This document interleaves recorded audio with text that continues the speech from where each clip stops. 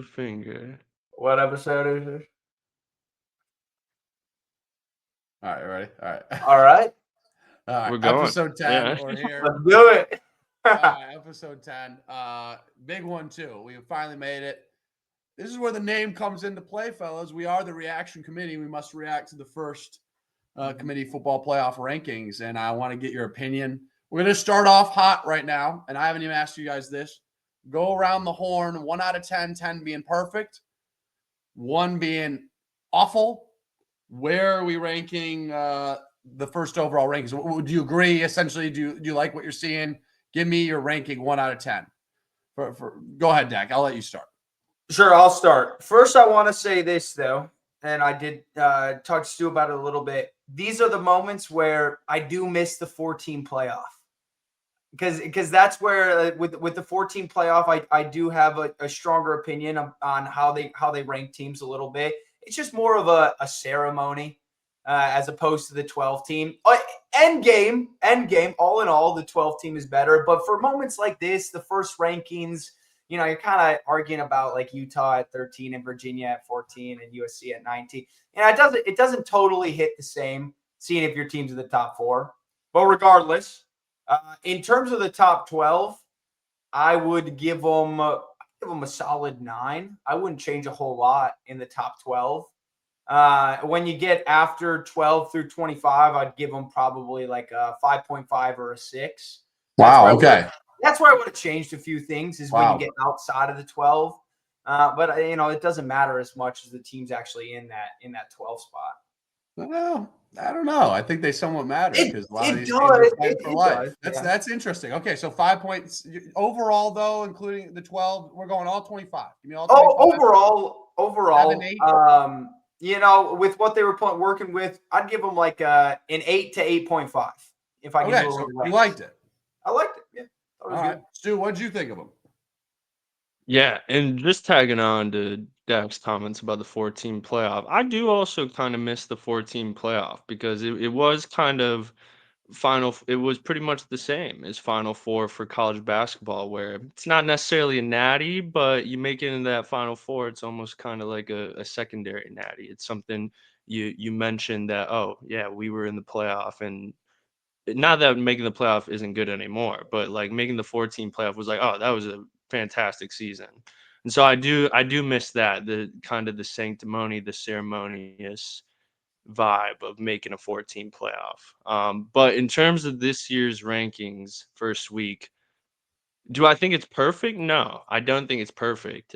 I will say though, compared to years past, the week 1 rankings, I feel a lot better about it than a lot of years past, to be honest, specifically last year with the first year of the 12-team playoff.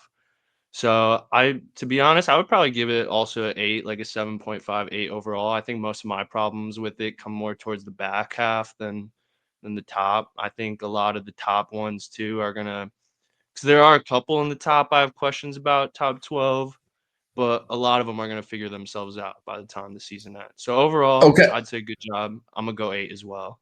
Okay, yeah, I give it. I really don't have many qualms with it. Maybe closer to 9, 8.5, 9. Like, there's a little thing or two that maybe would change. We have questions about, but overall, like, I did think maybe they would go like an A&M at 2 over Indiana, just because they have these, SEC opponents that they beat in these environments they were in. But to be fair, as you look at it now, A&M's had games they were close in, like even Arkansas. Although Indiana hasn't played tons of great opponents, they've dominated in almost every game except the Iowa game, really, that they've been in. So I got no problems with it, fellas. And with this 4, I get what you guys are saying in general, like at the end of it to make the 4, sure. But like, I think we all consensus would say the 4 is so. These 4 are for sure the 4. You can rank them whatever way you want, but Ohio State, Indiana, A&M, and Bama currently are those 4. Like, there's nobody really in that mix, I would say. Today, I feel 100% wouldn't be in that 4. Is that fair? Yeah, no, the top 4, no matter how you play it out, I think that's your top 4. Yes. All right, so let's get into it. Say the same thing for your top 5. Like Georgia's sitting there at 5. I don't know how because they beat Ole Miss head on. Fair. Exactly. Fair. Yeah. Okay, so let's get into it, Stu. I know you got the graphic pulled up, and I actually have the AP rankings, and I'll tell you where everybody falls or goes up and whatnot. Okay. Okay. All right. So Do starting we at the want to start at the bottom, top or the bottom? let's Top go or to the bottom? top Do we two if want you to don't mind. We can get in the nitty gritty because I feel like we all kind of agree. We're pretty consensus. Yeah. That's There we perfect. Thank go. you. So note this too, fellas. Obviously, Memphis is here. Memphis not even ranked. AP poll has Memphis at 22. They're technically the highest ranked, and even in the football, playoff show, they showed Memphis. They're not even in the top 25, so they don't really give them a lot of love. But just note that obviously there's always a group of 6 team that makes it.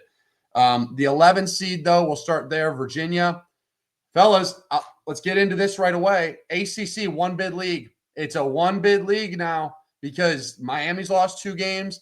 I love Georgia Tech. Great, great story. I'll say that. But their strength of schedule, their wins. What's the best win they got? Duke? Because Clemson sucks. I mean, they just aren't a Clemson's great terrible. team. Yeah. Clemson just lost to Duke. Yeah. Right, exactly. So, this is a one bid league. Now we'll get into the other conferences I think now there's an argument that Big 12, obviously, well, let's just talk about it now. The Big 12, they have 2 teams in this right now, and they play each other this weekend in Lubbock. That's number 8, Texas Tech, and that's number 7, BYU. Yeah. We're looking like that could possibly be a 2-bid league at this point. They put Utah at 13, really hard for them to get in. We can get into the nitty-gritty there. Thought that was interesting because they make the biggest jump, fellas. They make the biggest jump. I did the math of everything. Utah jumped 4 spots up from their AP ranking to where they rank now in the top 25. We'll get into the little bit of more of the metrics of that. But I noticed that because they were 17 in the AP poll, 13 in the college football rankings. Interesting. I thought that was interesting how much they jumped. But these 2 teams, Texas Tech and BYU, they go against each other this weekend. That's where game day is. Can't wait for that game in Lubbock. But yeah, fellas, I mean, other than that, Big Ten getting 3 at the moment. We'll get into a conversation if they get more than that. I don't know. Where do you guys want to start with here? Notre Dame, I think, is a big one to mention. Notre Dame's at 10 with our 2 losses early on in the season. Yeah. I wonder this right away. Does the committee take these early games and say, well, it was early on, it doesn't matter as much? Because that's the only really logic in my eyes about Notre Dame. What's Notre Dame's best win? USC at home? That's what I was gonna say about that is, like, I feel like I know, yeah. like I said, overall, I think the committee, like, especially compared to last year, like, I don't have a lot of qualms, but the one thing I will say is it really does almost kind of feel like they pick and choose which early games they value and which early games they don't. And my example of that would be Notre Dame, as you just said, Kreitz. It kind of feels like they're being almost like, oh, it was early, like they're a way different team now, which is probably true. But then when you get into Texas, yeah, they have the really good win against Oklahoma, but they also had an early loss to Florida and they had the early loss to Ohio State, and they're giving them a lot of credit for that, playing Ohio State in that early game, even though they lost it. And so I don't know, it just feels like they're not really considering the early games that much on Notre Dame, and they are considering the early one for Texas, specifically the Ohio State game. Yeah, so I think like the Notre Dame one, I don't even know if it's like the early game thing as opposed to a later thing. I do think it's interesting that them putting them at 10. They're really not giving a lot of room for other teams to jump them. Like just looking at it, teams that could jump them if Texas wins out, obviously they jump them. I don't really see a world where Oklahoma jumps them. Who does Oklahoma have left? They maybe have Alabama left. Alabama, and they have LSU. LSU. And they have somebody else Mizzou. too. That's pretty tough. It's Mizzou. I think you're right. So they have a small opportunity to jump them. Utah doesn't have a chance to jump them. Virginia doesn't have a chance to jump them. I don't know if a Louisville does. Well, I guess it'll just be the ACC team ahead of them. But they're kind of at this point saying that most likely Notre Dame's going to be in it. I think the bigger thing right now is they're basically with Notre Dame, they're saying you lost to the number 3 team in the country, and you also lost an early one to another ranked team, and you've taken care of business since then. And they're giving a lot of credit to that USC game. But I think it's more so they're just saying they don't love the teams that are behind them, and they don't think the teams behind them have shown a lot. The one place where I kind of disagree with that is a team like Vanderbilt, who has played a lot of ranked teams. They've lost to 2 ranked teams. So Vandy's lost to Alabama and they've lost to Texas. But they actually have some pretty good wins in Mizzou and also LSU. I know South Carolina's not ranked anymore, but they were at the time. And so that's kind of the biggest spot where, like, I understand putting Notre Dame ahead of maybe like Virginia or ahead of Louisville. But there are some teams behind them where maybe they deserve a little bit more credit.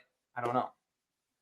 Yeah, so let me read this off too, fellas, because this year they're trying to be a little different, and this is apparently one of the reasons why the SEC agreed to go to a 9-game conference schedule. Eye test? What was that? Are they going more of like an eye test? Here, let me read it. Yeah, it's called, but there's an actual metric. They're calling it the record strength. This is a record. I'm reading it off what they said. I was actually going to bring this up later, but I did not know they were factoring this in. Yes, they are. Yeah, this is their new metric they're implementing this season, and that's a big part of why the SEC said, "Okay, we'll go to 9 games in conference play," because there was that whole rift of, "No, our conference is the best. Like, we're only doing 8 games." But they did say they're going to start implementing this now, and this is what it is, Stu. You might have been going to bring this up, but it's a ranking of a new metric that measures how well a team performs against its schedule, rewarding wins against strong opponents. More and minimizing the penalty for losing to strong opponents. So rewards strong wins. It minimizes strong losses. It penalizes weak wins. So you brought up Texas. It's obviously who I have to cover for work and whatnot. In the example I brought up on air, strong win, Vandy, right? And OU.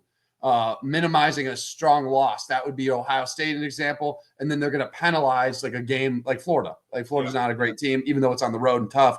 That's like all three thrown in the mix as just one example. So the thing with Notre Dame is, fellas, and I think we're all on the same page here, is they're setting Notre Dame up to where, although I think Notre Dame is ascending and they're getting better, right? CJ Carr, young quarterback. I think what they did with Miami, although I'm not hot on Miami by any means, I don't think anyone is. They're kind of penalizing Miami because probably they had high hopes for them, like everyone did to an extent, right? And they said, well, because they lost head on to that team, and that team is 8 spots behind them with the same amount of losses. I know, like, you see what I'm saying? And I get it. They lost to Louisville, and I get it. They just lost to SMU. Like, worse losses, no doubt. But, like, that's where I'm a little confused. Like, how are they 8 spots ahead of a team that they lost head on to? On the road, early on, totally understand all that. I understand why they're ahead of them. But 8 spots, and I'm not trying to be an advocate for Miami even. Yeah. I'm just saying, you look at that one specifically, like Georgia Tech to me with this metric, fellas, makes sense. Listen, they're 17 in this ranking. Yeah. They don't have a great win. They only have 1 loss, but they're 17th, and they got to get their way back in the ACC race. Looks like a 1-bid league because Miami's lost 2, Louisville and Virginia sit at 1, and Pitt's technically alive. Yeah. So I'm just saying I'm a little confused as to, all right, like, what are we doing here? Because Oregon makes sense to me. I understand why they pushed Oregon back, honestly. What's Oregon's best win? Penn State, which I still think is a great win, fellas. They killed Penn State. But other than that, what's the next best Oregon win? I don't know. Exactly. And they play Iowa, and they play USC, and they play Washington. They'll have some. They got a chance to beef up their schedule. But I don't hate that being at 9 right now because there's 6 in the AP poll. They went down to 9. Just kind of going off the strength of record thing, what I was going to bring up, and I was going to save it for when we kind of get into these teams that are ranked farther behind. But and that's fine. I texted about it. I texted about it last night when this came up or when the rankings came out, because of course, Michigan fan, Michigan faithful. I was like, why is Miami ranked ahead of Michigan? Why is Iowa ranked ahead of Michigan? Because literally my exact reasoning was I looked at the ESPN strength of record, not even knowing that it factored into their decisions this year, which almost makes it worse now. Mm-hmm. But Michigan has the 14th strength of record technically right now. And Miami is sitting at 18, and it looks like Iowa is 26th. So that was kind of how I justified my confusion last night. So it makes me even a little bit more confused now that I know that they're actually considering that. If Michigan didn't, sorry, Dak, you didn't, please. Yeah, no, go ahead. Put up what they did against Purdue, I think maybe still like prison the moment. And look how they did against USC. I think that's USC's at 19, to be fair to your point, and Miami's at 18. So I get what you're saying here. Iowa, if they had to close, it's because Iowa and Indiana were a 5-point game. That's the only reason Iowa's even like in the. That's why I said it's great law, right? Yeah. Because Iowa, their best win is probably they just beat Minnesota, right? And they beat Penn State in overtime, which isn't a great win. The Miami and the USC ones, I kind of get, because I think as you get later on down in the rankings, you have to have some sort of standard, and eventually you get into USC beat Michigan, so you can't have Michigan ahead of USC. And then what's your common opponent? Because USC hasn't played a lot of big games, nor has Miami. I agree. I think USC should be higher than them all. Like, I think USC should be higher than Miami, Iowa, Well, and I think Michigan. they're kind of using the metric of they both played a common opponent in Notre Dame, and Miami beat Notre Dame, and USC did not beat Notre Dame. And I think that's kind of what they're using there between like 18 and 19. And it'll sort itself out because like USC and Iowa, I'm pretty sure they play. I think they play this week. Do they not? Or they play next week? It will. No, it Yeah. will. 2 No, weeks. Iowa plays Oregon this week, Yeah, but 2 weeks from now. it's not the end of the world. I know it'll sort Yeah. itself out in the end. For me, Right. it's just more suspect because like and even now, because apparently we say we're going off the strength of record and it's this new factor we're contending, but in reality, especially when you get to that section of the rankings, it's not really a factor. If anything, as you just said, it's more this is where it's a little different than strength placing of the record. Indiana and Iowa, or the It's Indiana the 5-point record game against rank, Iowa. because that's the difference. It's a little different than strength of record. It's record strength, because if you lost to like Iowa did, that's the only reason I can think Iowa's at 20. It's because they lost to the number 2 team by 5. That's the only like thing that's a little different here that they're implementing. But I agree with you, fellas. Like, it doesn't make a whole lot of sense why a few teams, especially in the back end here, are where they are. Like, I don't have a problem with the top 10 besides Notre Dame. Like, Besides Notre Dame, dude. yeah, Notre Dame, like, if they went out, we already knew they were getting in. Mhm. If they lose, you can't have them in, like, at any game, even if it's Pitt, right? Like, they got to be out. But at that point, I agree. I would think I would put Notre Dame at 12. I'd give Texas and OU the spots above it, because Texas has got 2 wins against currently, when they played them, the only team that has beat 2 teams in the top 10 when they were ranked at the top 10 is Texas. They beat 6 OU, and they just beat number 9 Vanderbilt. Yeah, they have a bad loss against Florida, but technically it was only a 1-possession game. If you look at the number, it's an 8-point game, and it was on the road, and they lost to the number 1 team in the country by 1 possession. And then OU has a couple of really good wins. They just won against Tennessee. They beat Michigan. You know, they have that close-ish game against Ole Miss, and then they lost to Texas and who Texas. else? Yeah, no.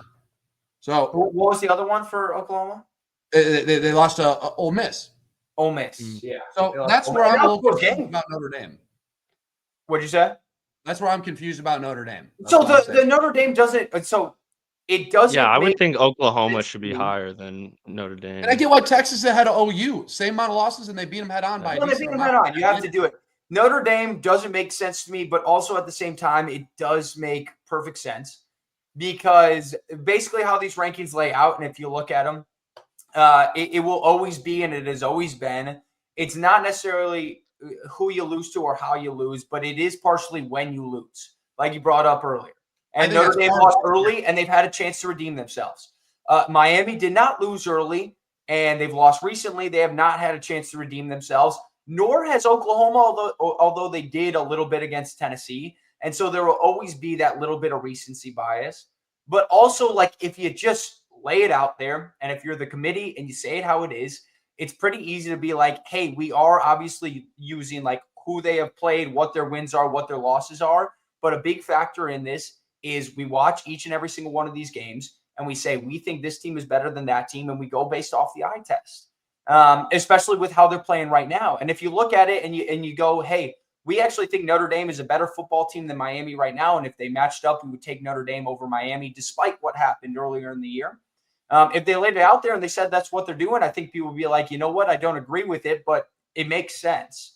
Because that's essentially what they're doing here. Because otherwise, to be fair, I probably would take. To be fair, I would take Notre Dame over Miami right now. Because they're playing better football right now. I definitely would. And so you also got to think about, you had a first-time starter, CJ Carr, versus Carson Beck, who's played a lot of ball. Like, CJ Carr is a different player now. And that's a different team than week 1, right? It is. Exactly. I don't necessarily like, do I think Notre Dame is a top 10 team in the country right now? Potentially. But have they actually earned that number 10 spot? No, they have not. Like that's where it's confusing. Have they earned the ranking of number 10? I don't think so. But are they a top 10 team? Sure. And so it gets very mucky when they release stuff like this in terms of why are you putting a team there and why are you putting this team here? That's like the toughest part, I guess. What this tells me, fellas, is, I mean, it's pretty plain, simple, cut and dry. I don't think any of us are shocked about this. Is if Notre Dame wins out, they're in. I mean, I think that just slots them in as NDs, and I don't hate it. Like, I don't think they're a bad team. I do think they're probably a top 12 team. Like, they probably deserve to be in the playoffs today. Their two losses. Listen, their two losses are to, at the time, one of the best teams we thought, Miami, at that time on the road, like you said, with the freshman quarterback, redshirt freshman, whatever, with CJ. And then they lose to, now we see Texas A&M, who's number 3 in the country. It was at home. It came down the last second by a point, right, or whatever, point or two. And the combined total of those losses was 4 points. So I get it. Tough games early on. But I do think that, like, at 10 right now, it feels a little high considering the teams behind it have some better wins. Like, I'd put them at 12 right now. And that doesn't mean they can't get with the Pitt win and even a Navy win, even though Navy's not amazing. But, you know, it adds a little more fuel to the fire if they're 10-2. But yeah, let's break this down. Unless you guys got any more thoughts on that, I do want to talk about what conferences we think are going to get in with how many numbers before because we're going to have a great guest on. I'm super excited about it. Shout out to Stu for hooking us up. It's one of those teams too, possibly. It is. I think real quick before we hop into how many teams from each conference, and it'll kind of play into it. We scroll down here to some of these later ranked. Yeah, that's perfect. Yeah, so I'm gonna take us down real quick. Yeah, so we have the top 5 is the same as I mentioned. Ole Miss does go up a spot, fellas. And BYU, Texas Tech, Oregon, Notre Dame. We touched on all these teams. There we go, though. 13 is the biggest jump, as I mentioned.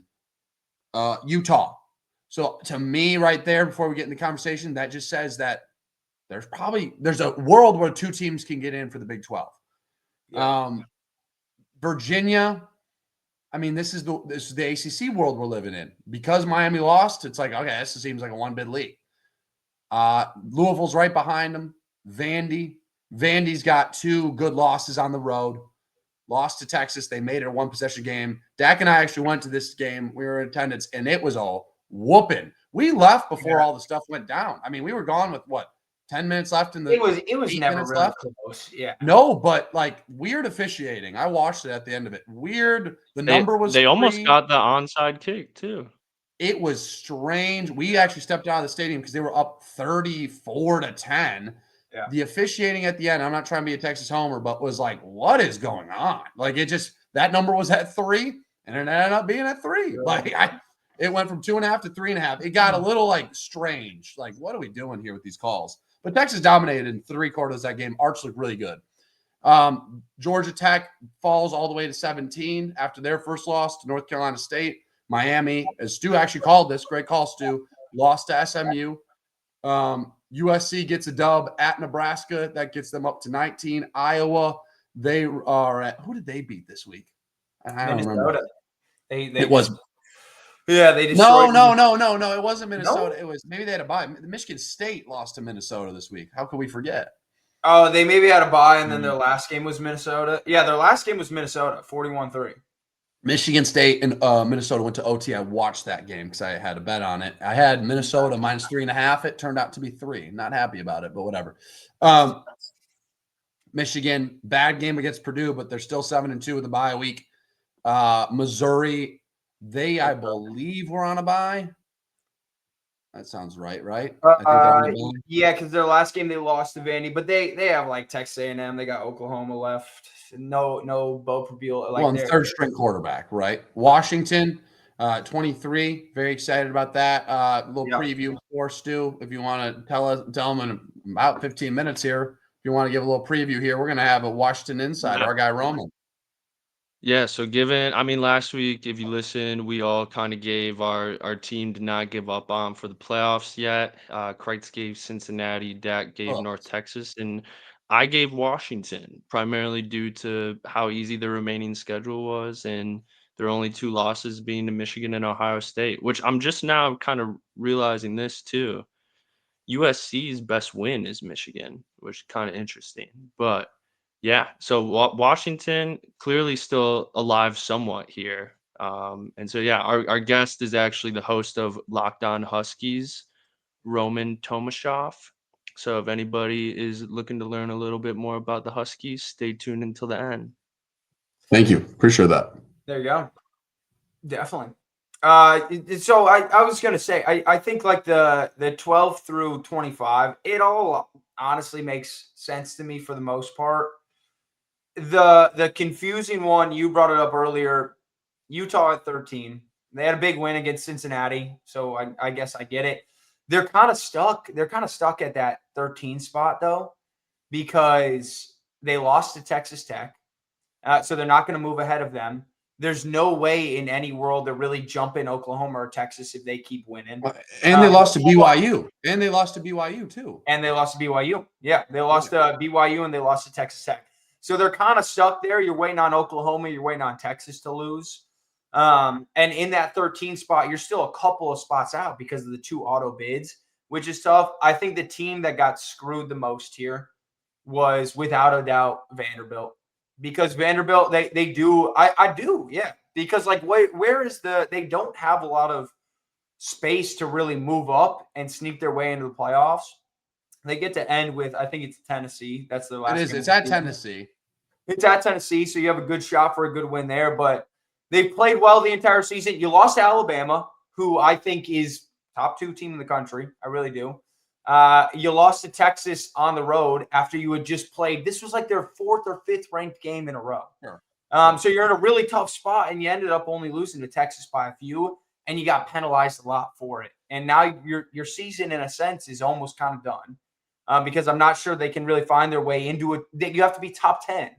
I don't know. I don't know if I get what you're saying right now from the optics of it. Maybe Sure. there should be a 1 or 2 hours. Like I think Vandy on a neutral field is going to beat Virginia or Louisville. Exactly. Yeah. Utah maybe not, but if their 2 losses are on the road at Texas, who's a playoff team at that point, let's say And they are at Alabama. And at Alabama, another playoff team, let's just say they are for this conversation, and they go into Tennessee, who Tennessee wins their next couple games, and they're 20th. 10-2 Vandy might get in. There is a world where they still have life. I was gonna say right before we hopped on here, I did the same playoff predictor we used last week, and Vandy still, if they win out, still a 93% chance of making the college football playoff according to the ESPN. It's pretty good. Yeah. The thing I wanted to say, they definitely could jump OU and Texas given their 2 remaining schedules. Texas lose the game, yeah. But the thing I wanted to say about Utah real quick is I think Utah's for real only chance, only shot would be if Texas Tech were to somehow crumble, lose to BYU, and lose another game either against UCF or West Fa, because then that could potentially get them in the Big 12 championship game. So that's really, 100%. at least in my eyes, only Utah's shot. Yeah. They also do have a shot because Oklahoma could lose to Alabama. Texas could very well lose to either Georgia or Texas A&M. And so they'd have a chance to jump in there. Oregon has a chance to lose to USC or to Washington. Or to Iowa. Like, that's not – Or Iowa. Yeah, or Iowa. Like Oregon does that. And so Utah does actually, they do have a little bit of a shot. But that's kind of my biggest thing is – then you got to consider these teams back here too, like USC, Iowa, Michigan, Washington. If they make these upsets, then they're going to jump Utah, you know? No, I agree. And that was kind of my biggest thing with Vandy is if stuff plays out, like I don't understand the Utah over Vandy. Because I do think in terms of like what their schedule has been. Yeah. He has played a much tougher schedule and their record is the exact same. I think I agree with the fact that you could put Vandy at 13 and I wouldn't really bat an eye because I think their losses, Utah lost to number 8 and number 7. I get that. They're going to duke it out. Now. They're 8 and 7 for now, Right, exactly. And Stu's completely right, though. Like, Utah needs one of those 2 teams to lose twice, whether that's BYU or that's Texas Tech. Because if BYU technically lost twice, I mean, actually, because they both have – they need – If BYU lost right. They need Texas Tech. Yeah, because BYU, they still get the head-to-head over Utah, and they're still in the Big 12 championship game. Right, well, because Texas Tech, BYU is undefeated, yeah. But what that tells me with the Big 12 is I think that could be a 2-bid league, and the only 2 teams that could make it are probably, unless BYU goes undefeated, then I guess Utah maybe could be in there. But I think it's the only way to get 2 teams is let's do this. BYU lose this week in Lubbock. BYU and then Texas Tech go at it. BYU would have to lose to Utah, and then I They guess did. BYU and Oh, Texas BYU Tech already could beat win. Utah. BYU beat Utah. Yeah. Yeah. No, I'm talking about like hypothetical Big 12 championship where BYU and Utah both get into the playoff. It would No, have to I'm be saying the only BYU way. goes undefeated and then Utah Yeah, beats them in the Big 12. Yeah. yeah. I don't think it's gonna be Texas so Tech hard. would have to lose to BYU and then lose another. But Right? Texas Tech, yeah. Right. I see Right. what you're saying though with Texas Tech and BYU getting in. It would have to be Texas Tech beats BYU. Because at that point they're going to cannibalize themselves because you see what I'm saying? Like if Utah somehow got in, things have to happen, cannibalize themselves. It's a 1-bid league. The only way the Big 12 gets 2 teams is Utah can't be a part of the equation. It's got to be like I was talking about. You get what I'm saying? They go to Lubbock this weekend. BYU does. They lose. But then Texas Tech and BYU duke it out again. It's probably got to be a close game in Jerry world.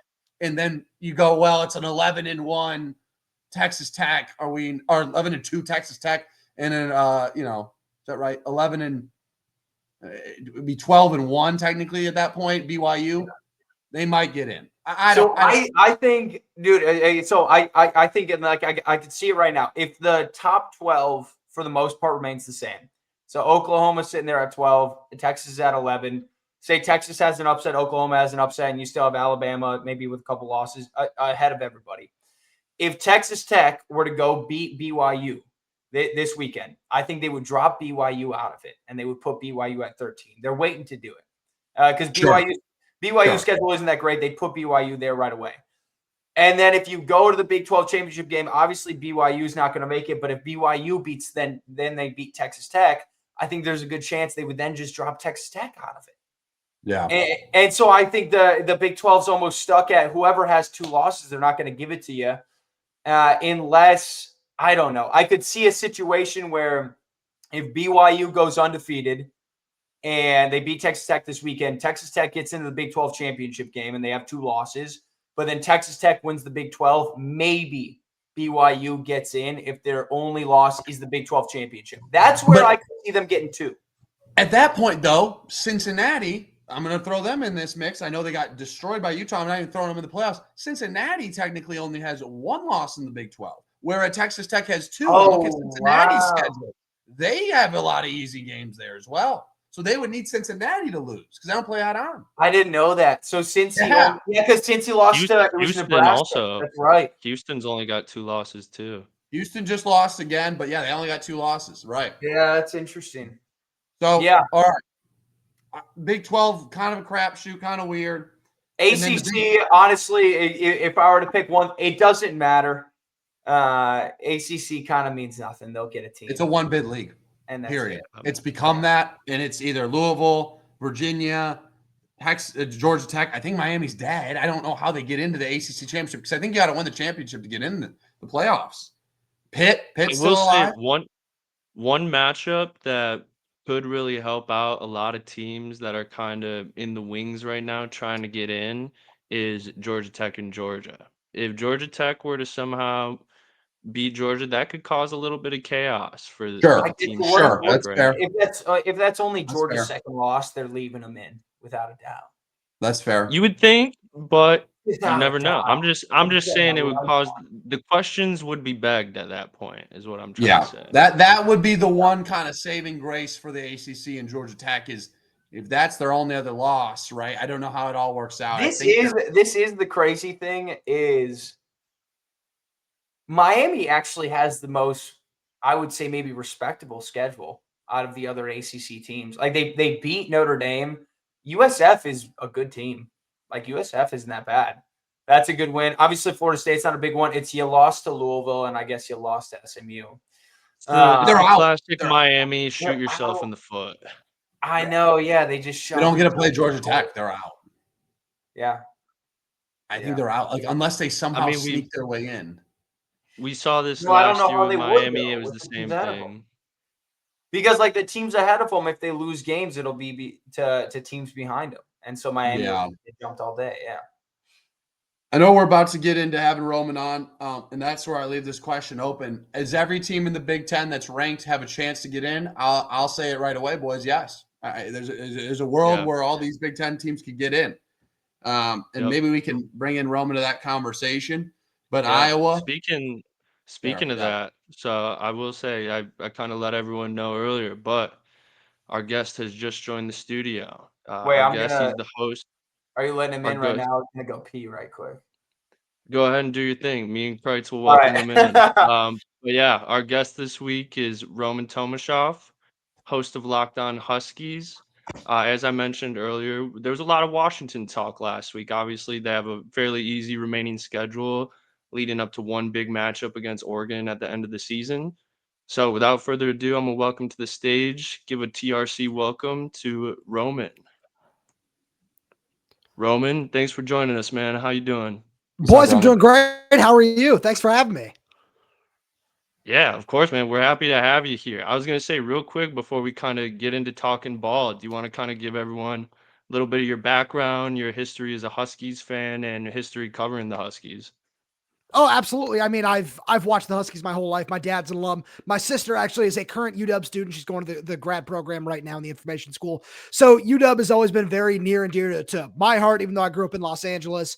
And I've been covering the Huskies. This is, wow, year 8 now for me. Started writing about them in college. Then I moved out here after I graduated and everything.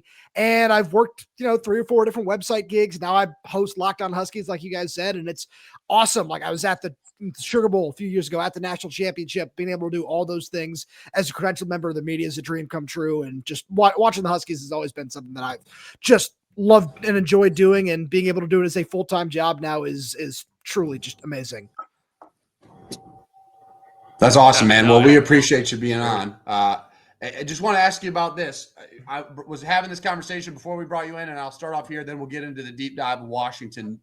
We now have a decent amount of teams that we see here, including Iowa, who wasn't in the AP top 25. Iowa's now 20. As you know, obviously, we have Washington at 23 and Michigan 21. USC is logjamming there at 19. And then obviously number 1, number 2, and number 9, Oregon. And that's going to be the big game at the end of the year. That's at in Seattle. But want to ask, do you think there's a world, and we're saying this, I think we all agree in here, and I want to ask is there a world where all those teams that are ranked can get in? Obviously, only 1, 2 to 3 Big Ten teams get in, but there's a world where, hey, Michigan wins out.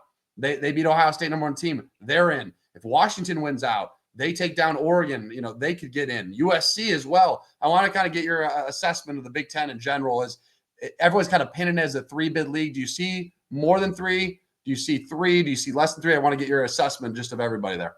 No, I can absolutely see 4. And it's one of those things where the more I look at it, the more I think that all of these things are going to work themselves out, right?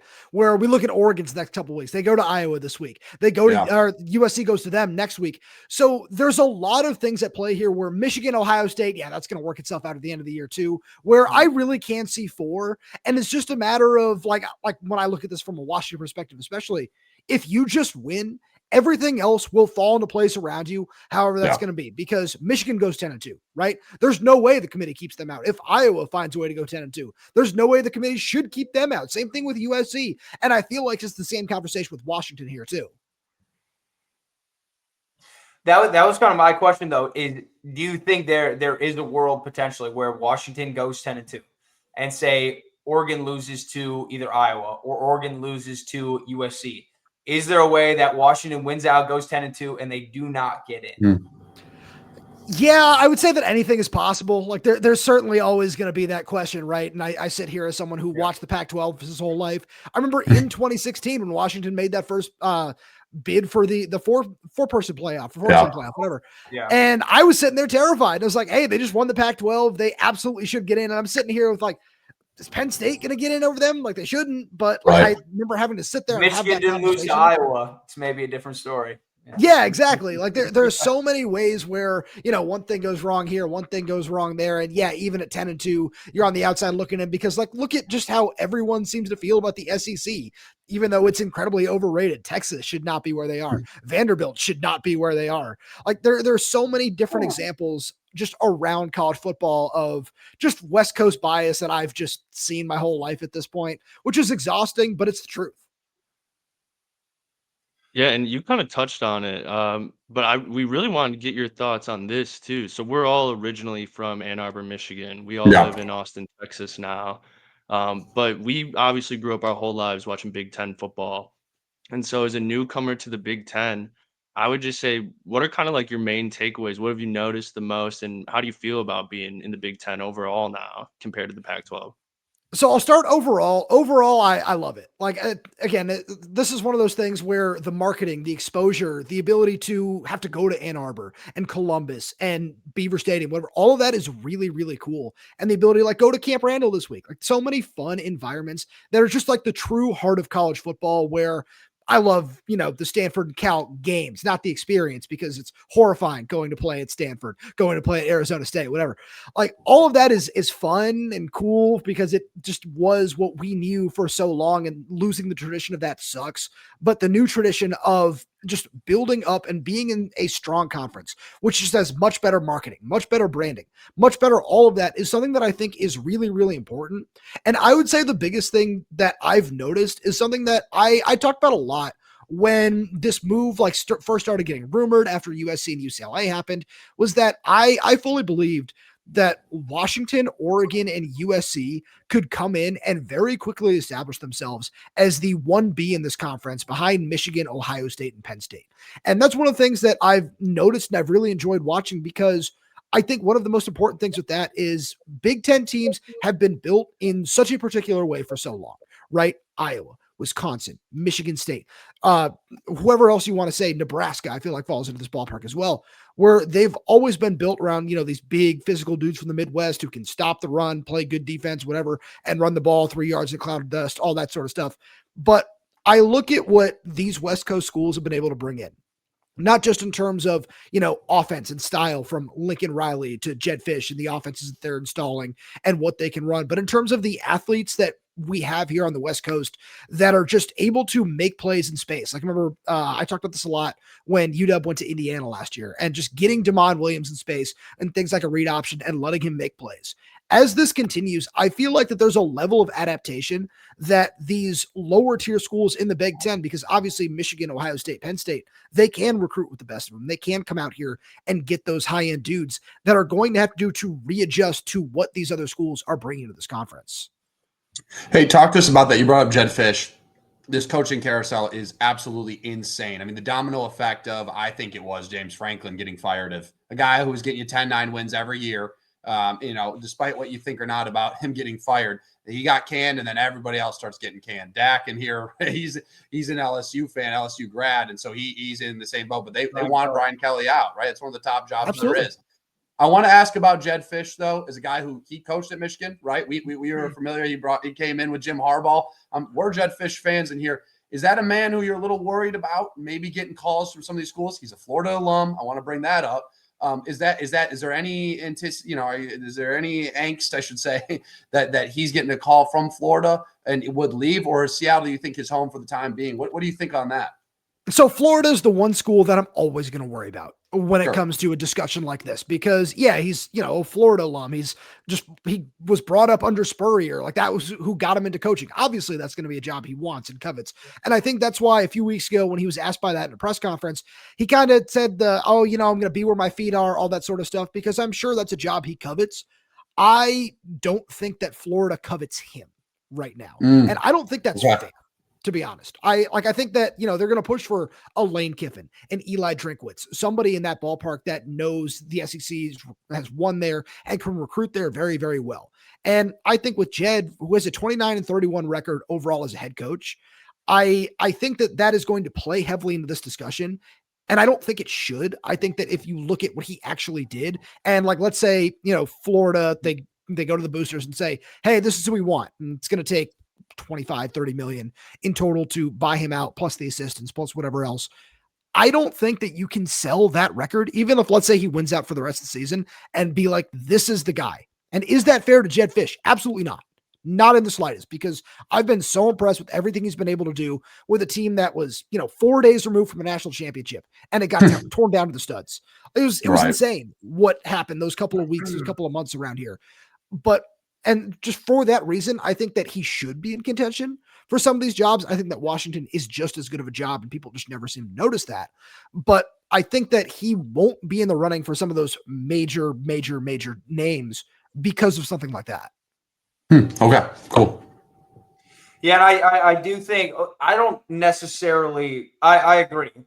Like that is a name who will be brought up, and like I do think like he has every right to be in the discussion. I think the Florida thing, the bigger thing is they took a shot with Billy Napier, and like they really wanted it to work out, and it obviously did not, and it was a complete disaster. Florida hasn't been relevant for a while. I think at this point they probably just want to go after a big name, and that's why they're going to do that. Who's fully proven? Not to say Jedd Fisch isn't proven. But they just want to go one step above, right? You said you think Washington is just as good as a lot of those jobs that are available right now. Can you explain a little bit like why you do think that? Is it because of the NIL area? Is because the area that they're recruiting out of? What makes you think that? It's a little bit of both of those things, but this is a program that historically, if you go back to, the 80s, the 90s, this is a program that's shown it can compete for and win national championships. I think that's important. I think because of, the rise of Oregon has certainly taken away from that in the late 90s and early 2000s, which was also just coincided by, the end of the Don James era and then the downfall of Washington after Rick Neuheisel left, where there were some pretty dark days. The first Husky game that I ever went to was as part of the 0-12 season in 2008, where like I said, I grew up in Los Angeles, and I watched them go get stomped at USC 56-0. They picked up 3 first downs in that game. And I think that is just something, not necessarily just that season, but that era of football from about 2003 to 2009, when Steve Sarkisian took over, just really put a black mark on the program, because then there were a couple of years of mediocrity where Steve Sarkisian did a really good job of building the program back up a little bit before Chris Peterson took over. I'm sure, that you guys obviously know this as college football fans and podcasters and everything. Washington has had 5 10-win seasons in the last 10 years, and they've also had 4 coaches. It's absolutely ridiculous to see what's gone through here. And, Chris Peterson stepping away sucked. It was unfortunate, but he showed that UW can compete for a national championship and a spot in the college football playoff every single year with 3 straight 10-win seasons. And for the first half of that, he was recruiting like a G5 school. He didn't care to go after some of the bigger names. And then you look at that national championship team from a couple of years ago, some of the high-end athletes on that team, they were all part of Chris Peterson's final recruiting classes, whether it be Roma Dunse, Jalen McMillan, right? There are so many names, Roger Rosengard, Troy Fautanu, in that same light. You can go down that list and just say Kalen DeBoer was, obviously he did a tremendous job, but was put in a position to succeed because of the way that Chris Peterson was able to recruit at the end of his tenure. And that's something that, again, somebody needs to understand how to sell at Washington, because people are just going to get this, oh, it rains a lot up there, right? What else do you guys have? Like, no, like Washington, Seattle is a tremendous area to be and to play college football. And it's an awesome sports town, but you just need the right person to sell that. And I have to say, Jedd Fisch has done a tremendous job of that. Well, I think what's funny too is as you bring that up, because they obviously, I remember like talking to my dad, and he's like the Pac-12 was the end all be all, and it wasn't just USC and UCLA; it was Washington thrown in the mix too, and they lost that. I remember I saw an article recently because I went to LSU, and so there's all the Scott Woodward stuff going around, and they said when he was at Washington, the reason that he started, they call it like the big game hunting, was because of Chris Peterson. And I guess it was Chris Peterson's agent texted Scott Woodward and was like, hey, how would you feel about Chris Peterson at Washington? And Scott Woodward was like, I didn't even know we could go get a name like that. And Chris Peterson was at Boise State. And so like, and now you think about it, and Washington's kind of back to being like a big name program where people would actually want to go there. And, at the time, it wasn't that long ago. It was probably a decade ago at this point, where, they didn't even think they could get a guy like Chris Peterson. So it's come a long way, obviously the ups and downs, but in a better spot. No, absolutely. That's such a big part of this too, where like, I remember when Sark left, it was always like everyone wanted Peterson to be the guy.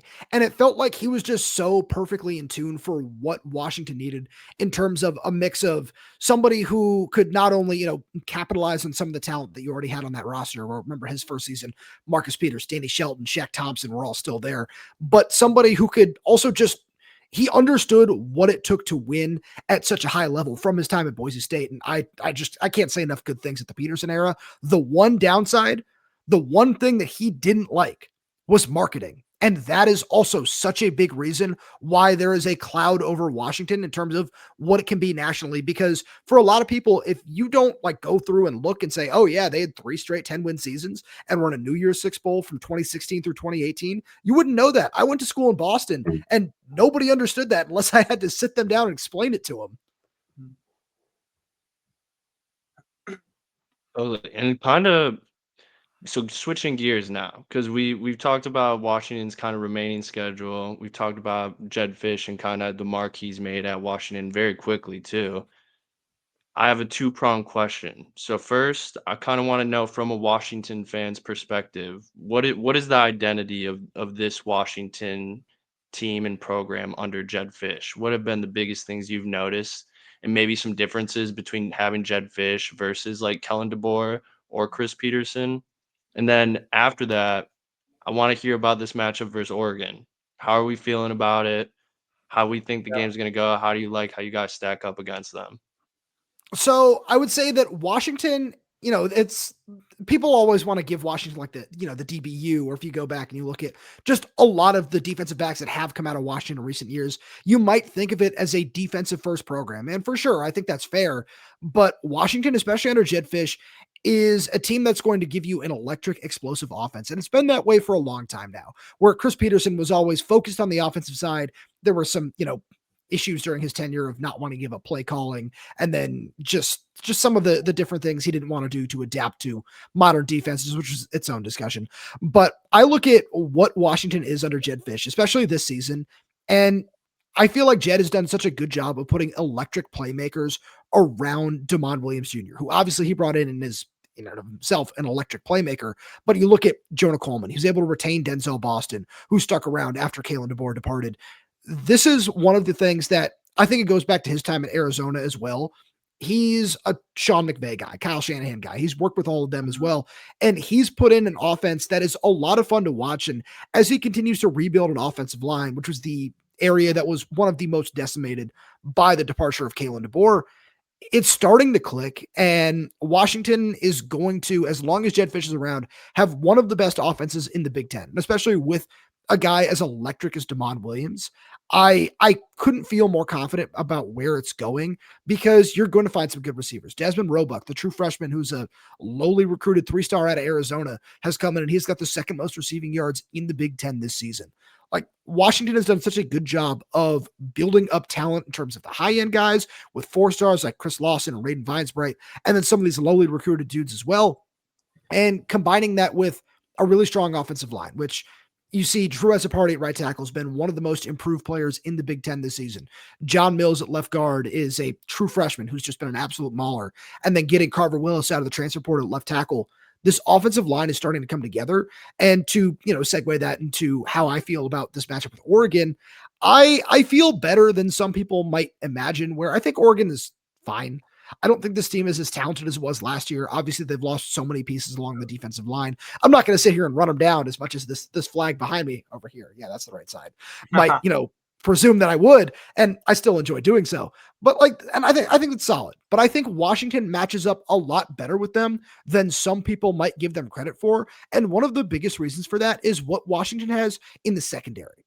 And I think it's been a little bit up and down this year, especially when Takario Davis missed a few games with the rib injury. But I look at him, I look at Ephesians Prasak and Rashawn Clark in the nickel, and I love what they like to do, because with Ryan Walters, it's going to be these big bear fronts where he's going to try to throw a lot of pressure at you and just play a lot of single coverage in the back end.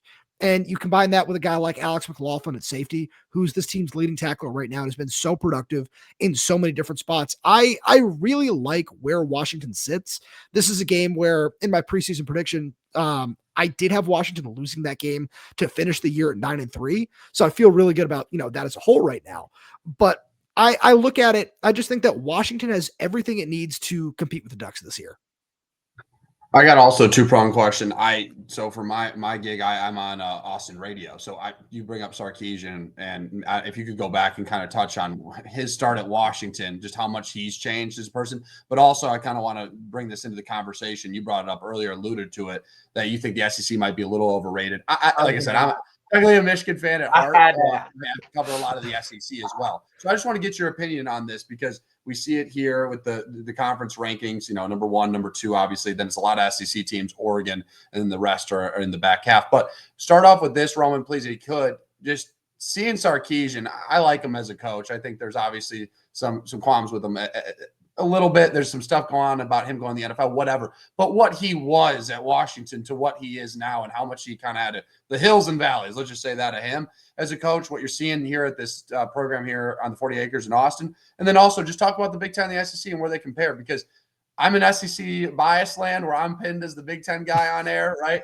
And so I kind of have to somewhat defend, but I do think that the SEC as a whole, I think that it's more competitive where there's a lot of bad teams in the Big Ten, 18 teams to be specific in total. So there's more teams that could be bad compared to the SEC. But I do think that, there's a couple elite teams specifically. And I think the Big Ten kind of gets, right now with the Big Ten, there's a few teams that we see obviously that are number 1 and 2 and even 9. And then they're not really talking about USC. They're not talking about Michigan, obviously Washington, or even Iowa, who I don't think is a bad team. But yeah, if you don't mind starting off with sorry, long-winded question there. Just want to hear about your opinion of him, and then also just SEC Big Ten in your eyes. Yeah, absolutely. Vandy slander. It was surprising to me. I didn't expect. He's our SEC man down there. So. No, not even that. You said you're like, obviously Texas a little overrated. SEC as a whole, Vanderbilt. What are they? I was like, Vanderbilt. Who's going? Hey, I'm not saying. Let me make one thing clear on the Vanderbilt front though. I'm not trying to say I don't love Diego Pavia and everything that he's doing. I just think that if this same Vanderbilt team was in the Big Ten, I don't think they'd be talked about the way that they are right now. I think that's fair enough. Yeah, Roman also. I actually am caveat. This guy Dakota was slandering Diego Pavia and Vanderbilt all season. So I've been a Vandy hater. His profile picture is Diego Pavia to this day. He lost a bet, so no. Yeah, okay, all right. Well, I'll be honest. Actually, now thinking back on it, it's a terrible look because this entire season I've been saying that Vandy's overrated. They're not that good. And then we hopped on an hour before you hopped on. And I was like, I don't understand why Vandy's ranked so low. They should be much higher. So, I don't know. This is good. We're going through all of it right now. No, I love this. Yeah. So to go back to the Sarkisian thing, because that absolutely deserves a much deeper discussion. But with Sark, there's so much to say about his tenure, right? We're not even trying to get into all the off-field stuff, but that all did unfortunately become very prevalent while he was up here. So there were a lot of valleys, but the peaks were also just like it was something where you could see it, right? And if he wanted to stay around here for longer and was able to, I'll just say, figure some things out on the off the field side of things, he absolutely could have built a really strong program here at Washington, but it just unfortunately was, I just don't think that it was always the best fit. And I think he had so many other things that were just going on at that point in his life that I'm so happy to see him turn everything around where, we don't even need to get into the USC thing as well, right? Where we've seen him do so much to work on that and build a very strong program, and having the resources of a Texas is awesome. And like I said, being able to cover the Sugar Bowl and just kind of see him in person and see everything that's gone on with him since, the last time he coached a game at Husky Stadium, which is 2013, or 2012 even. Wow. It's so, there's so much that goes into it that I think that could be its own podcast, to be honest with you. But I deep question, but I didn't want to bring the two together. No, I think it's a tremendous question. Absolutely. Yeah. Because I am rooting for him. He's someone who absolutely does just deserve the best. And if he does want to go off the NFL, that's one thing. I feel like he's more of a college guy, but to see him just be at a point where he can have Texas be consistently just competitive every single year is absolutely awesome. So let's dive into this Big Ten SEC thing, right? Where I think that there is this perception of, the top of the SEC is always going to be, super competitive with the way Texas and Georgia and Bama and Texas A&M and some of these schools do recruit and just find themselves in the top 5, in the top 10 every year. So they do a tremendous job of that. I'm not trying to say that any of that is bad, but I think that I look at Washington and, the Big Ten and just some of these teams that are just kind of just all grouped together at the bottom. Let's put it that way. I think that there's just some perception of USC, and I know their brand is much different than Washington's, but these schools that are just, lumped out on the West Coast that maybe we're not going to pay as much attention to. I feel like that goes into this too, where there are a lot of bad teams in the Big Ten. 100%. I don't think it's false. But I think that this same perception doesn't necessarily apply to the SEC because these bigger programs at the top will carry more weight. And people, I'm going to bring this back to Washington because this is what I love to do. I remember watching UW in 2017 where I don't know if you guys remember when Quick Kesich, who was not allowed to broadcast at UW for several seasons because of this, decided to portray Washington's non-conference schedule as a bunch of cupcakes. And he placed him down on the field and was like, yeah, this is what UW is dealing with. And this is the ridiculous thing. They show Washington's non-conference schedule next to Alabama's, and Alabama had some, strong opponents to start the year. And then they also compare that both of those teams played Fresno State that same season. And I remember the broadcast, or I think it was Quinquester saying, oh yeah, and Washington, they also played Fresno State. And then I swear to God, he flips and goes, Alabama, they played Fresno State. So are we serious? This is something that you guys are going to do and just spin it that way because it's Alabama and because of that. And again, they've earned that reputation. There's no doubt about that. But especially with what Indiana's doing, I feel like that throws so much of this out of whack too, because it's like, wait, no, that team is not supposed to be number 2 in the country with just what we've all come to learn about them. A lot like Vanderbilt, right? They're not supposed to be sitting up there in the top 25. None of that makes any sense. And I think that does carry a little bit of extra weight, but I just think that there isn't necessarily as much parity between the second tier of the SEC and the second tier of the Big Ten as it's given credit for. Sure. No, that's fair. I'll say this too, going back to the SEC and the Big Ten conversation, just in general with, like you said, the out-of-conference play, I just feel like, yes, there's a lot of bad teams. And I think this year is kind of specific, but it's going back to Indiana. You made me think of this.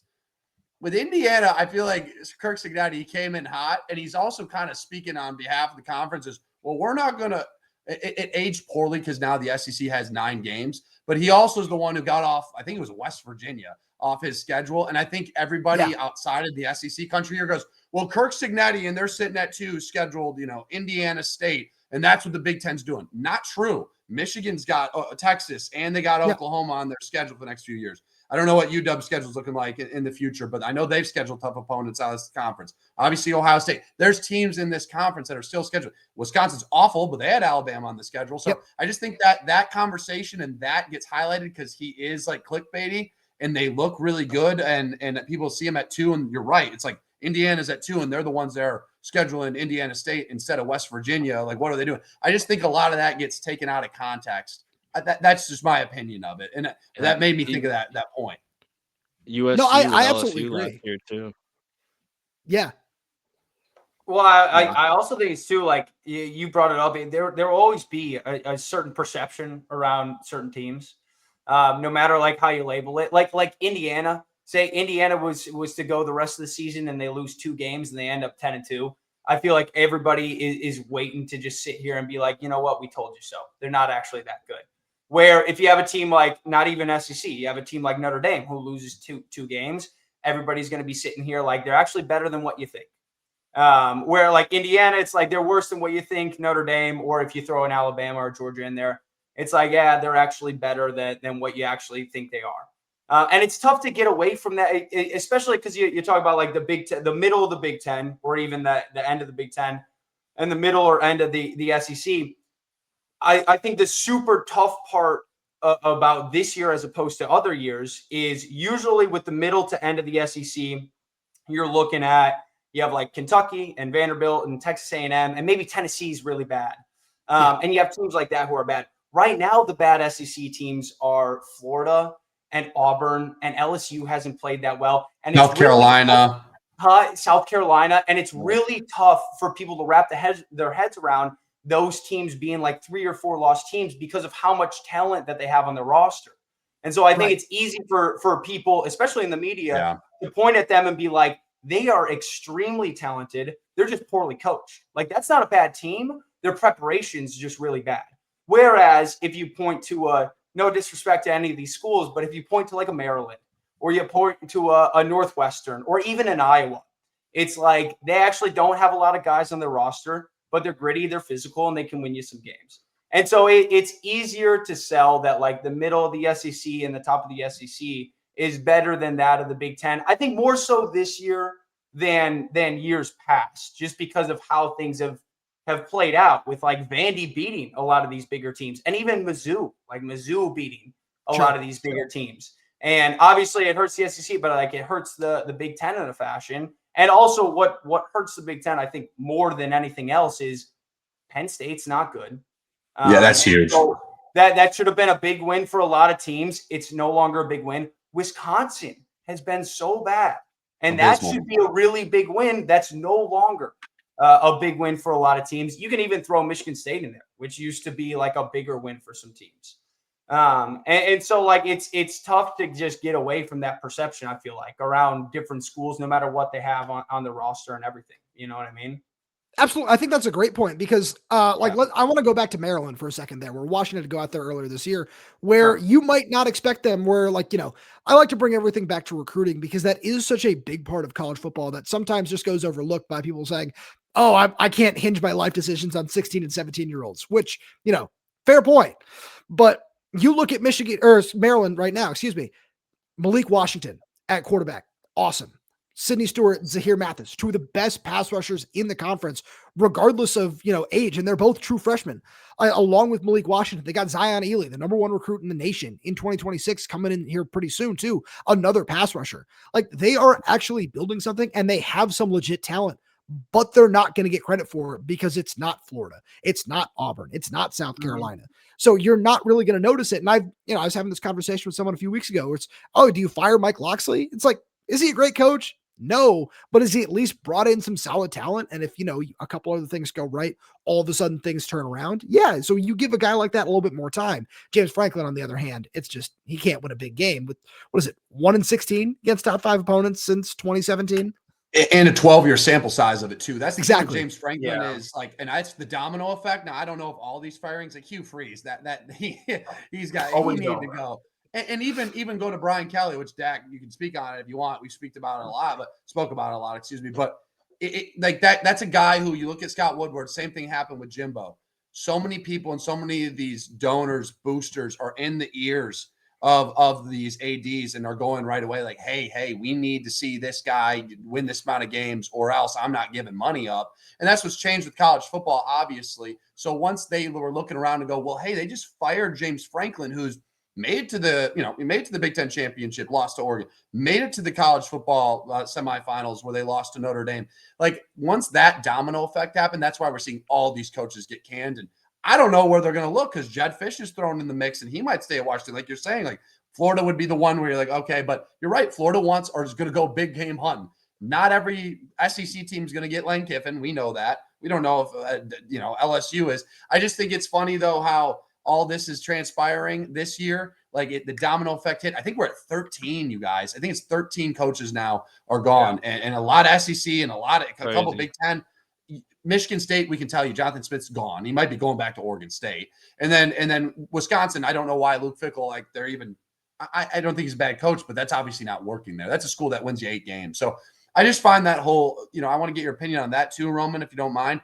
Just your opinion on this coaching carousel, because it's the topic of college football right now. It's insane. It's absolutely insane. Oh, it's completely wild. And it's one of those things where I'm really curious to see how a lot of these things are going to work out. I know you guys have been recording for the last hour. Like Josh Pate is putting out like, hey, Lincoln Riley might not be too happy at USC with a couple of things. I just saw that. One of my buddies just texted me that he might be leaving. Yeah. Is he going to want to, take some more personnel decisions and put his name in the mix for Florida, for an LSU? Like, I think that's possible. And another name I want to throw into this Florida mix that I think is really interesting is Urban Meyer. Like, you talk about big game hunting. Like that's a name that legitimately should not be laughed at this point in time. Like, I know there's the rumor going around on the LSU message boards, like, oh, hey, is Nick Saban coming back? Like, I mean, it's certainly Miss Terry ain't allowing that. No chance. Absolutely not. No, he's not coming back. It was pretty much like confirmed today. The guy that LSU promoted to our AD right now, who we did say was permanent, and then our new president, who we just hired, came out and was like, actually, it's not that permanent. We'll see how things go. Terrible. Everything. Yeah, extreme disaster. But basically, they asked him. He's like, I talk to Saban every couple of weeks. He's not coming back. It's not that I believe that one. I just think Yeah. it's funny in contrast where Urban Meyer is a name that people should be looking at. Like he probably getting pretty bored doing big noon kickoff like that. Like that is what it is. I was gonna say something, but I'm not gonna knock a Big Ten sponsor at this point in time. But I look at that that situation, and I think Florida might actually make a call to him. Like if Lane Kiffin says no, if Eli Drinkwitz says no, what's the harm in doing so? That's a name that you can sell the boosters and say, hey, this guy's won here. This guy can recruit well here. And people are going to be legitimately excited about that. DJ Lagway obviously wants to stick around. I don't know if that's the best match, but those are two names that you can sell people and just say, we want your money, to sit in the seats. We want the money from the boosters. I think that that's something that just can't be thrown out. I am curious though with the Urban Meyer thing, like, because I've thought about that over the course of like the last couple of years. Is like, why is that not a guy that you would call? Even before Ryan Day won a national championship, when they lost to Michigan immediately, I was like, if they have to let go of Ryan Day, why would you not call Urban Meyer and be like, do you want to come back? Because he left a little prematurely. Why not bring him back now? It is kind of gotten to the point where he didn't work in the NFL, and he didn't work in the NFL because of some very specific reasons, how he treats players and how he manages a program. How he used to work at Florida. I mean, the Florida players came out, they said they loved it at the time, but it was like, you treat your stars like stars and you treat your trash like trash. And I think college football has gotten a little bit closer to the NFL in that sense, where Urban used to be like, hey, if you don't want to show up every single day and you don't want to grind and work really hard and play how I want you to play, we'll hop on the bus. And I think now players will be like, okay, where's the bus? I'll leave right now. Because they have other options and they can go get paid elsewhere too. Yeah, that's true. Do you think that Urban is a guy who in today's day and age, and I do think, I agree, if I'm Florida, I'm making the call, but do you think it would work the same as how it's worked in the past? I think there's still going to be a bit of a stain from what happened in the NFL. Maybe that's why it's taken this long for anything like this to come up. I don't think that players are going to care. I think that there's still going to be, people who saw Swamp Kings, right? Like these 15, 16-year-old kids could be very easily swayed by things like that. Be like, oh yeah, I want to go play for that dude. That sounds like it's a lot of fun. I could definitely go in there and be the best right away. And I think that that's something that can find success, especially in that area of the country. Yeah. No, I agree. Yeah, and I want to kind of bring this up too because like a week ago, Kreitz over here had also a great theory on Urban Meyer, even rejoining the Big Ten at Penn State. I don't know if you want to go into that a little bit more, Kreitz, but I thought your take on that was super interesting. Yeah, a couple weeks ago, we made our predictions just on one of our episodes of like, who do we think will take the Penn State job? That's before LSU opened. I think that was before Florida opened, actually. That was the biggest job at the time. And I brought up, I mean, Jeff Brom's a name to throw in there. Eli Drinkwitz, he's a guy. Lane Kiffin obviously was the initial one. But I think why not? If Urban Meyer wants to go coach, why not go back to the Big Ten, a place where you have a lot of resources? You look over at Ohio State, who's currently dominating the conference, go, okay, I know what Ryan Day's about. I look at Michigan, if I'm Urban Meyer, who's never lost to Michigan in his time in Columbus, and go, I can beat Sharon Moore. I can beat that Michigan team if we go against them.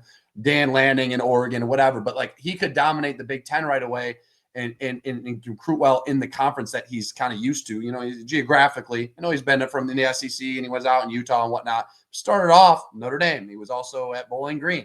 Like, this is a guy who time's gone on, it's changed, but he's around Big Ten. As you mentioned, he's on Big Noon Kickoff. He's around these teams all the time and kind of knows the landscape of the Big Ten.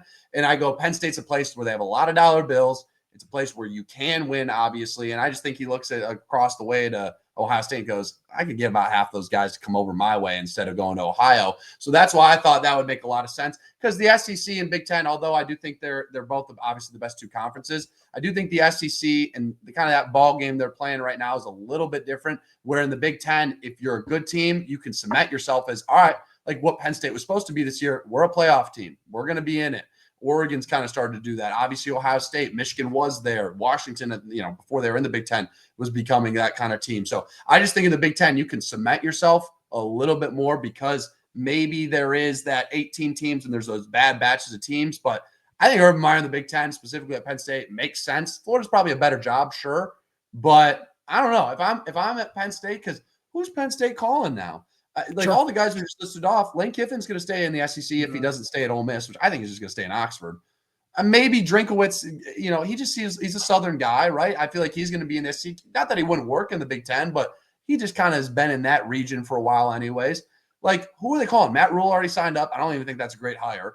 And then obviously Kirk Cignetti, he ain't leaving. And Urban Meyer's a year younger than Kirk Cignetti. He's not that old. So that's kind of my theory with him going to Penn State. Now, will that happen? Who knows? But that's why I brought that out there. So I love that theory. And I think a lot of those things that you said, though, can also apply to the Florida job, which is why I think it makes sense. And I don't think it's out of the realm of possibilities. But all I kept thinking was Florida. And this is the biggest thing for me, where he's already won there and he already knows, it kind of plays into some of the other parts of Urban Meyer that are a little bit less fun to talk about. He already knows that he has the keys to the kingdom and will be able to get away with a lot more. And I think that's part of it when you go, especially when you go back to the conversation about like, hey, if he's not, if he's going to treat his trash like trash, I think that's going to go a little bit farther in Gainesville at this point in time, which also, again, just opens the door to a conversation that I know nobody wants to have regarding Penn State. So I think that's and that's also true. There's skeletons there that everyone knows about. That's a good point. That's a very good point. Yeah. Urban Meyer skeletons plus Penn State skeletons don't mix very well. And in Gainesville, it's like, oh yeah, I feel like there's just a little bit more freedom there. 100%. And you got the hardware there already. So no, it totally makes sense. Definitely. Well, hey, Roman, this has been a great 40 minutes you've given us, man. We really appreciate you coming on. We're going to go ahead and let you go here for taking 40 minutes out of your night to come on here and talk with us. Before we let you go, do you want to give any plugs real quick? Any shout Yeah, where can we find you and the people listening and watching? Oh, absolutely. Yeah. All forms of social media at rtomashoff34, RTOMASHOFF34. And then my podcasting is Locked On Huskies, YouTube, Spotify, Apple Music, all those different places. And then all my written work is at uwhuskieswire.usatoday.com. And I just got to say, like, truly, thank you so much for thinking of me. If you guys ever want to do this again, please feel free to hit me up. I'm happy to do it. Hey, if you win that game against Oregon and you're in the playoffs, we'll be bringing you back on here for sure to talk some Washington Huskies. That's no doubt. That's what I like to hear. Final prediction too. Do you think Washington ends up making the playoffs? Yes or no? Right now, with just how good I feel about this team coming off this Illinois game, I have to say yes. Love it. I love it. I like it. All right, guys. Thanks so much for having me. I'll talk to you later. Thank you, man. Thank you, man. Appreciate it. Take it easy, man. Take it easy. That was awesome. We appreciate it, Roman. Yeah, go check it out. That was great. Right? Locked In Huskies. Thanks, Stu, for figuring that out. We'll try to do more like that because that was great insight. Great conversation, too, just about college football in general. But, fellas, that was a great episode. I mean, that's what we love to see. Shout out to our guy, Carolina Mike, too, fellas. Panthers are tweeting them and Instagramming them out. How about that? How about Carolina Mike? Carolina Mike is hot right now. The Panthers tweeted him out. They had him on. He did his second interview. We were his first, but his second interview was on Wake Up Barstool. He did. Yeah, not bad. He did a 5-minute segment on there. It was incredible. I saw his guy Jonathan Stewart also reposted him and shouted him out. So Carolina Mike on the. I do have to say that I feel like at this point, especially if Washington does go on to be Oregon, the TRC luck has to be a real thing at that point because the TRC bump. We saw it with Carolina Mike. Carolina Mike has he's been soaring right now. Ravens, a smaller guest, but a great guest nonetheless, and Matthew Wilson, our good friend. Ravens, he needed the TRC bump, won 2 games since. And we'll see. We'll see with the Washington Huskies. We'll see what happens here. Roman was a great guest to have on. Awesome dude. I can't believe he stayed on for 40 minutes with us. That was so sweet. That was awesome. Thanks for coordinating that, pal. Appreciate you doing that because that was great insight. And that's a real team, man. I know, a lot of us who have watched to listen to this are Michigan fans. They're like, whatever, Washington. But they're pretty competitive in some games. That even that Ohio State game until it got to the second half, they were competitive. And Damon Williams, Jonah Coleman, Jed Fish, good coach over there. And it sounds like from what Roman said, maybe Florida will be overlooking a guy like that and he'll stay in Seattle. It's a good job, no question about it. I liked his insight on that. So, but can't wait for the next episode, fellas. We'll work on somebody next. whatever team we could get that. I was gonna say I've been in touch. I gotta see if you responded, but I also Yes. tapped into Locked In Vandy. So we'll Love it. see. Oh wow, that'd be We'll a see what Yeah. transpires there. But shout out Roman again. He was Thanks, Roman. great. Appreciate that. Yeah. That was a great 40 minutes. Real quick before we wrap up here, Yeah. though, we do Yeah. have to go over Dak's Dawg real fast. Oh yeah, this is a great one. And Kreitz, I think you're gonna love Dak's Dawg this week more than probably anybody else, because this is a team who you've said it numerous times. They're slowly improving. They've been getting better and better. I think this guy at this program is going to be around for a very long time, if you ask me, especially with how they've looked the last few weeks. He's got a long, long future ahead of him with this team. And last week, they finally got to show everybody what they've been working on because they've been disrespected a lot in the media. And that is Bill Belichick at North Carolina. Bill Belichick, yes. Bring him out. Bring him out. Good play. I no clue where you're going with that. Good play. Good play. Everybody disrespected North Carolina to start the year. They didn't look great. They almost beat Cal, which would have been a big win. They almost beat who was it? They almost beat Virginia. Overtime last week. Yeah. Overtime. And then they finally went in and they took care of Stu. It was your Orange, Syracuse. Yeah, that is. Yeah. They gave them the To business. be fair, I said they would beat my Orange. You did. Yeah. Syracuse is in a tough spot once their quarterback went down. But Belichick in North Carolina, they're finally showing the nation what they're all about. And so Dak, with the game to spare, can they make a bowl game? They have 4 games left. They could technically, I mean, we'll call it, I don't want to do the 5-7 bowl game thing. Will they be a 6-6 team? They're 3-5 right now. Let me re-up on their schedule. That's fine. I'll read to you. You want it? Here. I'll give me I got it right here. Because I had said Syracuse would be a tough one. They have to play Stanford at home. Wake Forest, who's frisky on the road, Duke, who's been a good team, and at North Carolina State, who just took down Georgia Tech. All right, so here's how I'm going to play it out. Stanford going coast to coast, although I do think Stanford's hot right now, and that's a sneaky team to play.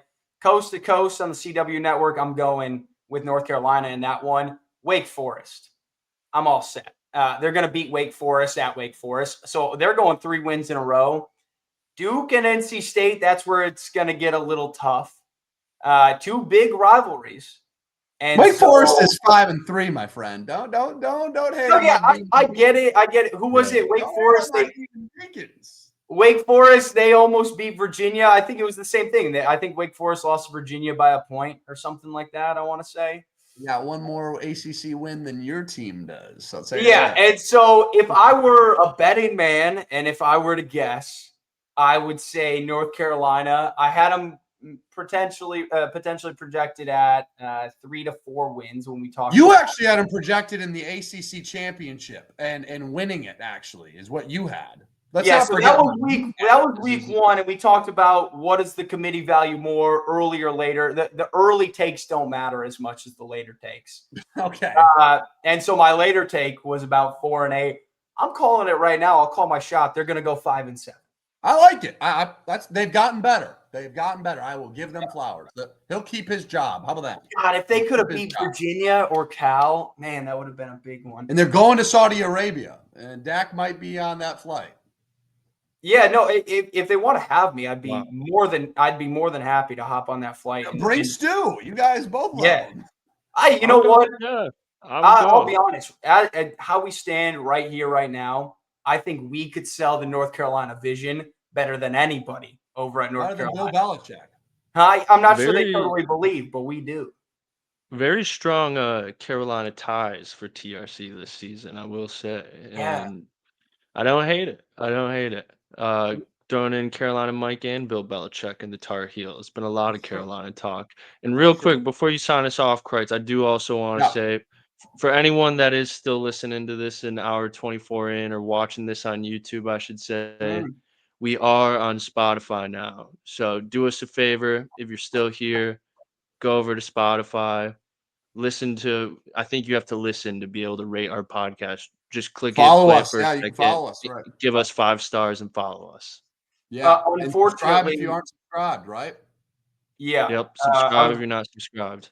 I was going to say, unfortunately, one of our top listeners, my mother, she has transitioned over to, I think she's using Amazon Music now. So she's still not on Spotify. Yeah, she's bounced around.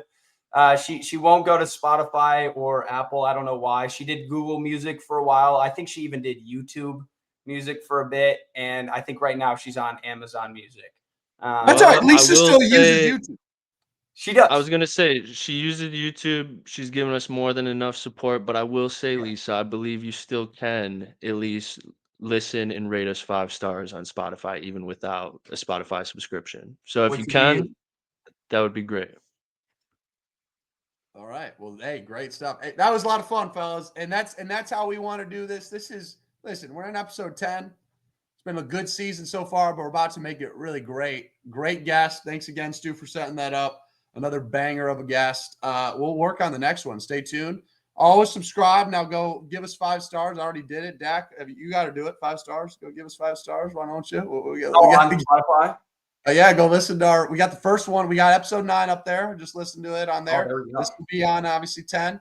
We appreciate everybody listening. We appreciate Roman. Go check him out. Locked In Huskies. That's how we do it, fellas. All right, episode 10. Excited to get back to it. Episode 11. See ya. See you, boys. Peace out.